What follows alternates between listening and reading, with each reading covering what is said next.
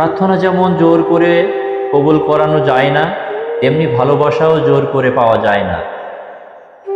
তবু মানুষ প্রার্থনা থামায় না, কারণ সে জানে একটি প্রার্থনার উত্তর হ্যাঁ হয় না, কিন্তু একটি আন্তরিক প্রার্থনা মানুষের ভেতরে একটি নতুন মানুষকে জন্ম। বিসমিল্লাহির রহমানির রহিম।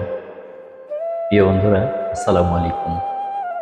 আশা করি সকলেই ভালো আছেন। আমার ধারাবাহিক কবিতা শেষ চিঠি এর আজকে তৃতীয় পর্ব আমরা আপনাদের সামনে উপস্থাপন করব। তৃতীয় পর্ব আবৃত্তি করে শোনাবো, চলতে থাকবে ধারাবাহিকভাবে।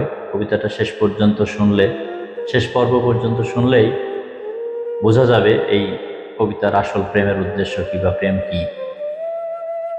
এটা শেষ পর্যন্ত না পড়লে, শেষ পর্ব পর্যন্ত না পড়া পর্যন্ত ধারণা করা যাবে না প্রেম মানব প্রেম নাকি প্রেম,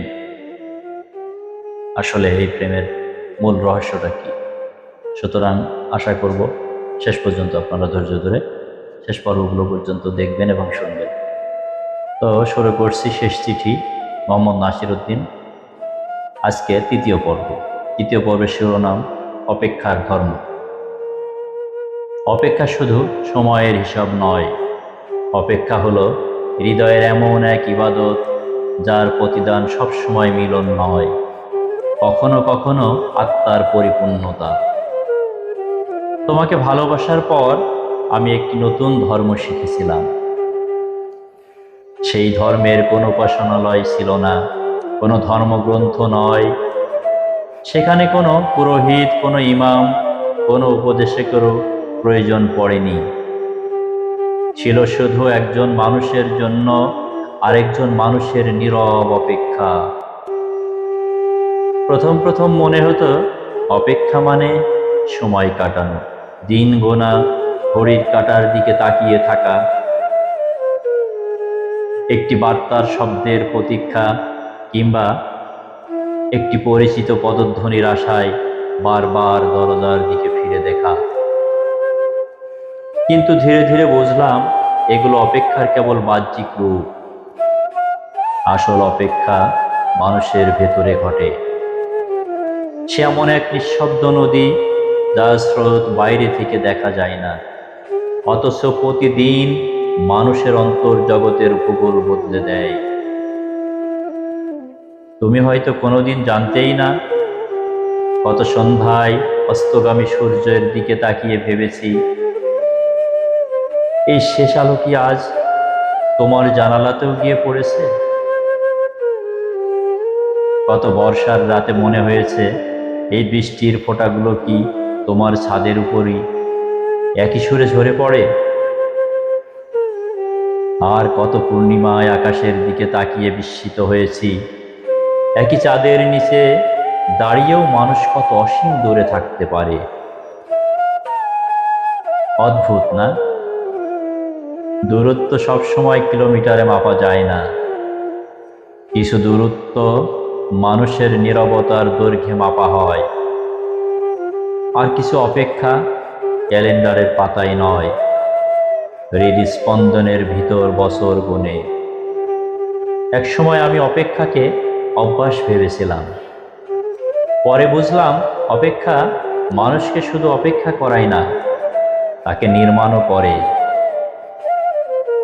সে ধৈর্য শেখায়, সংযম শেখায়, ত্যাগ শেখায়, আর সবচেয়ে বড় কথা শেখায়, ভালোবাসা অধিকার নয়, ভালোবাসা একটি প্রার্থনা। প্রার্থনা যেমন জোর করে কবুল করানো যায় না, তেমনি ভালোবাসাও জোর করে পাওয়া যায় না। তবু মানুষ প্রার্থনা থামায় না, কারণ সে জানে একটি প্রার্থনার উত্তর হ্যাঁ হয় না, কিন্তু একটি আন্তরিক প্রার্থনা মানুষের ভেতরে একটি নতুন মানুষকে জন্ম দেয়। অপেক্ষাও ঠিক তেমন। সে হয়তো তোমাকে আমার কাছে আনেনি, কিন্তু আমাকে আমার নিজের দিকে ফিরিয়ে দিয়েছে। আমি শিখেছি কাউকে সত্যিকারের ভালোবাসা মানে শুধু তার হাত ধরে পথ চলা নয়, কখনো কখনো তার অনুপস্থিতিকেও ভালোবাসার মর্যাদা দিয়ে গ্রহণ করতে হয়। সেদিনই বুঝেছিলাম ভালোবাসার সবচেয়ে কঠিন পরীক্ষা মিলনে নয়, বরং বিচ্ছেদের মধ্যেও হৃদয়ের অমলিন রাখতে পারার মধ্যে। আর যদি কেউ আমাকে জিজ্ঞেস করে অপেক্ষা কি কখনো শেষ হয়, আমি শান্তভাবে বলবো না। সত্যিকারের অপেক্ষা কখনো শেষ হয় না, শুধু তার রূপ বদলে যায়। প্রথমে সে একজন মানুষের জন্য অপেক্ষা করে, তারপর একটি চিঠির জন্য, তারপর একটি স্মৃতির জন্য। শেষে সে আর কিছুই চায় না। সে শুধু একদিন নিজের হৃদয়ের সামনে দাঁড়িয়ে বলতে চায়, আমি ভালোবেসেছিলাম, আর সেই ভালোবাসার প্রতি শেষ দিন পর্যন্ত বিশ্বস্ত ছিলাম। হয়তো এই কারণেই পৃথিবীর সবচেয়ে দীর্ঘ পথ মহাসড়ক নয়, সবচেয়ে দীর্ঘ পথ হলো একজন মানুষের হৃদয় থেকে আরেকজন মানুষের হৃদয়ে পৌঁছানোর পথ। আর সবচেয়ে দীর্ঘ যাত্রার নাম অপেক্ষা। ধন্যবাদ সবাইকে। আশা করি বাকি পর্বগুলো দেখার জন্য আমাদের সাথেই থাকবে। সে পর্যন্ত সকলেই ভালো থাকুন, সুস্থ থাকুন। শুভকামনা।